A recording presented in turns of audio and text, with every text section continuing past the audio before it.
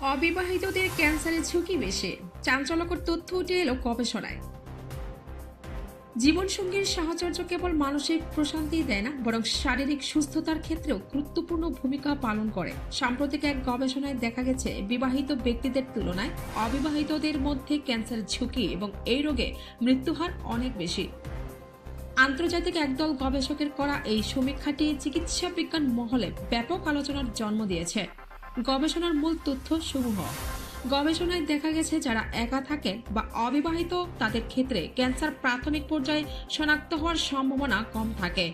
অন্যদিকে বিবাহিত ব্যক্তিদের ক্ষেত্রে জীবনসঙ্গীর সচেতনতার কারণে শরীরের যে কোনো অস্বাভাবিক দ্রুত ধরা পড়ে এবং দ্রুত চিকিৎসা শুরু করা সম্ভব হয়।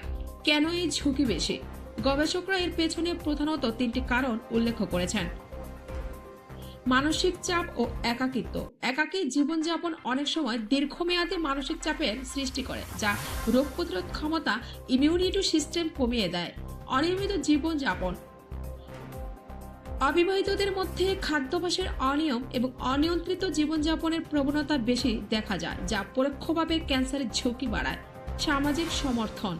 বিবাহিত জীবনে অসুস্থতার সময় যে ধরনের মানসিক ও সামাজিক সমর্থন পাওয়া যায় তা রোগীদের দ্রুত সেরে উঠতে সাহায্য করে।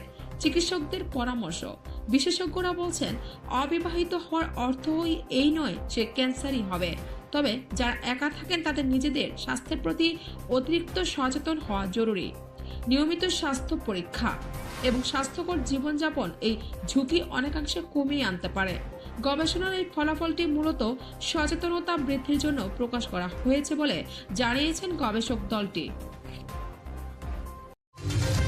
দৈনিক অনুসন্ধান, দুরন্ত গতিতে অফুরন্ত সাহসে আমরা